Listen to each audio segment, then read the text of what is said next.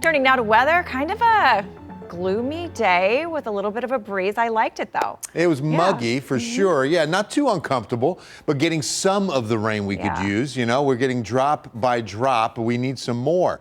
Now, I've got two fronts that we're going to be moving through South Texas, the first of which could be bringing in some isolated thunderstorms. The good news is this: the severe risk has shifted to the north. We're no longer in the risk of seeing severe weather here at all.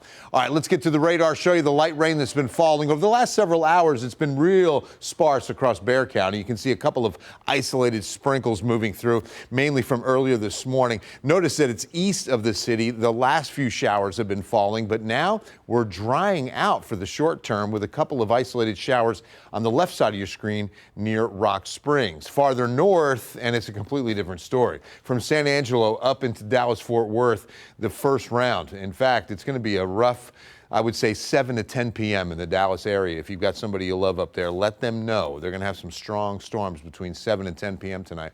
All right, southeast wind near 20, so we're still breezy, 74, and that dew point mid to upper 60s. Out ahead of this front, this atmosphere is juiced up. But the difference and why we don't have the risk of severe weather, because the setup is there, what we also have here is a cap of warm air aloft. You need cold air aloft to support thunderstorm development. When warm, moist air rises up into another layer of warm air, nothing happens. That's the cap. So the cap is strong, and we're not expecting it to break. But this is the front that's going to rip out some strong to severe storms across North Texas between 7 and 10. This is the second front that's bringing in the cooler air for the weekend. So we could see a couple of non-severe isolated storms at 5 a.m. You can see over Bernie, Castroville, West San Antonio, then up I-35 by 6 a.m., clearing out by 9 a.m. But as I mentioned, the good news is the severe risk of any tornadoes, hail, or damaging winds is north. And you can see maybe just down to Kerrville, a 1 out of 5 chance.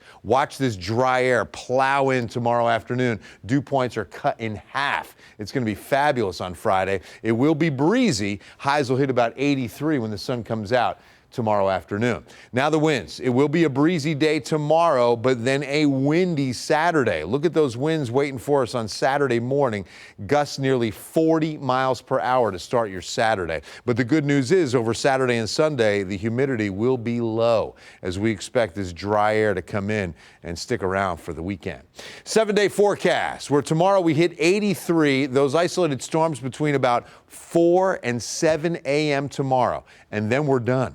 Okay, so it's a short 3 to 4 hour window tomorrow morning on the rain chance, and then sunny, breezy, 83. Cooler over the weekend, where again, we spring forward Saturday night, heading into a really nice looking spring break. Slight chance of rain by Thursday.